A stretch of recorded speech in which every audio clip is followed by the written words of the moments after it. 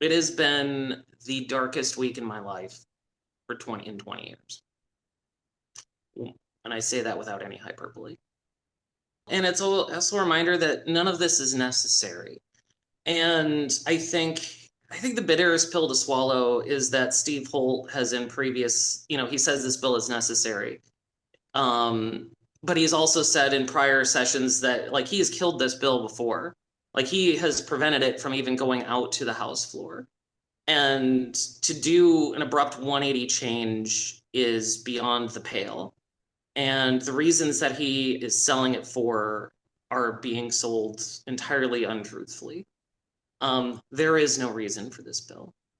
This bill takes Iowa backwards. It marginalizes trans people and throughout the state. It undermines our protections to our jobs, our houses, our ability to access credit. In short, it takes away our ability to pursue life, liberty, and the pursuit of happiness. And I know that he is saying, oh, well, the federal government will protect you. Look at who's in charge of our federal government. Just this week, the Trump administration is firing employees in the National Intelligence Service, CIA, DIA, et cetera, for being trans. And apparently, you can just be dismissed from your job on suspicion of talking about anything transgender related. So they're dismantling our national security apparatus to purge people from our government who may not even identify as trans, but could be suspicious, be labeled as such or sympathetic to such. It harkens back to the darkest days of McCarthyism. And Steve Holt expects us to say, oh, believe that this government will protect us. That is absolute nonsense. They don't want this to go into funnel week. And they want to just get it done before people can really mobilize against it. We had heard back at the beginning of the session that they were going to attempt to try to move this quickly, and they have, because simply when they've tried this before in the past, people show up, people protest. They don't want to look us in the eye and justify what they're doing. They want to just speed walk past us and pretend we don't exist. Well, we do exist, and we will keep showing up. And even if you pass this bill, you will not erase us. I said at the beginning, after the aftermath of the 2024 election, that the Republicans would misread the room as a result of this. The very truth of the matter is that even like when you talk and look at exit polls, trans issues were not high on the list, and those that it voiced expressive for were supportive of trans rights.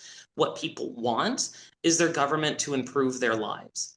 They were dissatisfied with the status quo under President Joe Biden, and they wanted something different. They did want a disruptor. I will acknowledge that. That's what they wanted. They wanted somebody to shake up the system and work for them. But, you know, trans people didn't export the jobs overseas. We haven't been the ones holding the minimum wage back for 20 years. We haven't been the one not doing anything on childcare or any other issue that would fundamentally help Iowans and Americans as a whole improve their lives. This is nothing. I always say the one thing about authoritarianism is it only provides scapegoats and never solutions. And you're seeing exactly this in action. This is because tomorrow, when this is all said and done, they will either move on to another group or they'll come back and just take the punching bag and beat up on the trans community some more. This is not the end. They will never work for you. And so it is incumbent upon the people of Iowa to hold their feet to the fire and not forget this. Because if you want the government to work for you, the people who write these bills cannot control the lever of power. They cannot be permitted to influence legislation, and they cannot hold the speaker's gavel or the governor's mansion. Because as long as they do, they will only keep running, excuse my language, bullshit bills like this. And yes, and I spoke at that press conference earlier today, and my comments were clear, especially in light of the subcommittee, because I heard it all the time in the subcommittee on this week. We need to protect women and children. We need to protect women and children. Well, they're not protecting women and children, because if you really wanted to protect women and children, you would work with us on passing a bill that would expand child care affordability. You would make it so that women could have a place to send their kids for childcare through the day. Because without it, what they have to do is they have to work longer hours, they have to work more jobs, they have to spend more time away from their kids. It's more money out of their pockets, and sometimes it forces them to stay in more dangerous relationships because of it. because they cannot afford childcare on their own. And not to mention that our governor has refused to fund the summer EBT program, which literally starves children. That was federal money. It cost Iowa nothing. And she's out there making a point that starves Iowa's children. If you want to protect women and children, you will stop with this nonsense and start working on actual policies that matter. Right. And then they also, Republicans also introduced today that that bill to limit what people, SNAP recipients are allowed to buy with their food cards too. Yeah, no, and again, it's not going to save any money in the program. It's going to add more red tape. And again, it's people are hungry. One of the things in the when I came from the city of Hiawatha, one of the things I was proud about of our library is they opened up a food pantry because it was meeting a demanding skyrocket of need for food insecurity. And so you're going to sit there and say, now we're going to micromanage what you can and cannot buy on SNAP benefits. I've been on SNAP benefits before, and I know that the money you get does not go the full month. And I know that it's meant being SNAP benefits for me at one point in my life had meant the difference between eating and keeping a roof over my head. So they are happy to let people starve, to be homeless, to score political points. They do not care about you. Up until last week, generally the relationships and conversations I've had across the aisle have been generally cordial and generally respectful. I serve on a number of different committees with majority Republicans, and we've been able to discuss a number of different things that are important. And for a while, I mean, it was fine. Uh, this week, I sense a real reservation to even look me in the eye. I think what happened is because this bill dropped the day after Kim Reynolds discovered she had a primary challenger for the 2026 gubernatorial election. Dropped the day after. So I would and she has gone to that well so many times because she thinks it's a winning message for her. So if you want my opinion, I think she's pulling the strings behind the scenes to push this bill forward because that's what she's kind of campaigned on. And she has to go out and show her primary voters, her more extreme voters, that this is something she's doing for them.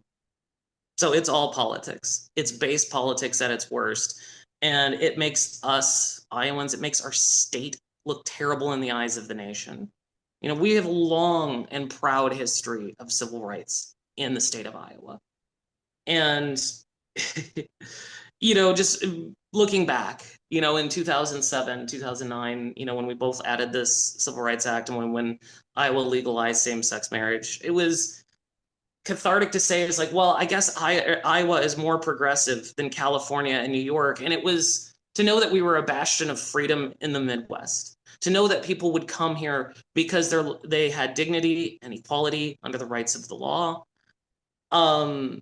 That was special. Iowa is a special place, and Iowans are a fair people. And I do not believe that they want these horrible things being done in there.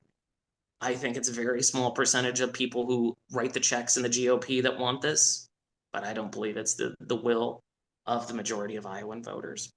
I mean, it's like I said, it's base politics. It's really the people that write the checks, the family leader, the Heritage Foundation. If you really want to know the genesis of all of this, follow the money. They spent $200 million beating up on trans people, and it didn't move the needle. But the people who write those checks want these policies. So it's those people that are driving this conversation. It's not actual Iowans, and by and large, it's not even some of these voters that want it. And I want to say this here too, because I ran and live in a district that 10 years ago was held by Speaker Craig Paulson, who is also of Hiawatha. This district was also formerly held by Congresswoman Ashley Hinson. It is not a very, it is a D+3 district. It is a very swingy district. And I have never equivocated on my support for trans rights, for standing up for my community, and being an open and out trans woman. And I'm still here.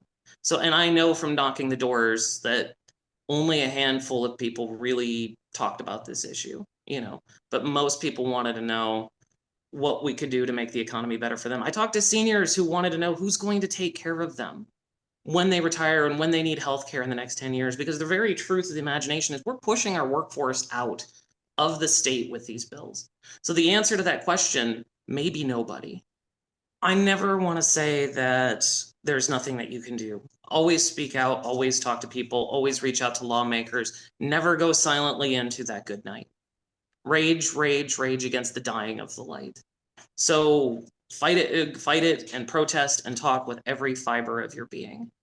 But do not give up. And I will say, whatever happens tomorrow, keep the conversations going. Talk to your friends, talk to your family, and remind them that if you truly want this government to work for you, to do the things that make your life better, then you need to remove these anti-freedom politicians from office. And 2026 is not that far. What will happen? I think there will be trans people across the state that will be afraid to go to work the next day, that they will be afraid that their jobs will be terminated because of who they are, that they will be harassed and intimidated at work because the government no longer protects them. And I bet you will start to see that in housing as well. It may not, the news may not pick up on it, but that's what will happen. Beyond that, certainly litigation. This bill is 3 unconstitutional laws in a trench coat. And I cannot see it passing constitutional muster the way that it's written. And, it goes against our founding freedoms, the Equal Protection Clause of both the United States and Iowa Constitution. So, but that doesn't mean that while this process plays out in court, that there won't be real damage to real people in their lives. And that's what they count on. They count on the slow pace of the courts because they don't care about the damage it does to real people's lives. They're dismantling federal workforce, firing workers by the tens of thousands. The people that actually keep us safe, from air traffic controllers to people who work for the Department of Homeland Security, CIA. It's the part of me that came of age during the Bush administration, but I'm pretty sure by defunding DHS, the terrorists have won. And I mean, certainly we have a president that's licking shoe leather to the Russians. So, but they don't care. The damage in lives is, autocrats never care about the damage they cause to people. They only care about power.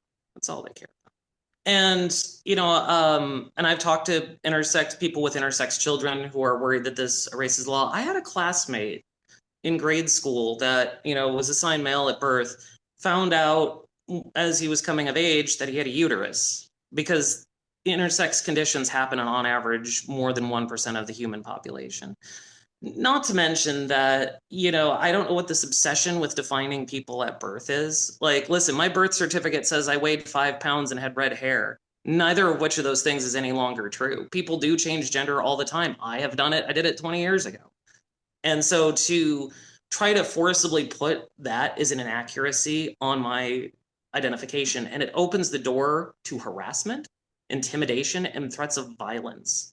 It makes it that going out in public is dangerous.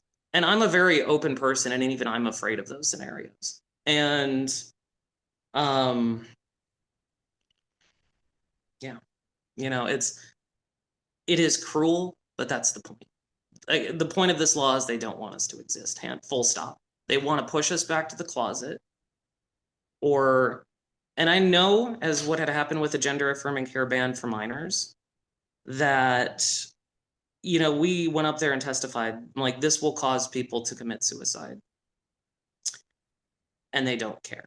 They would rather have a dead kid than a trans kid. They would rather have dead people who end their lives by their own hands than let trans people exist openly and freely.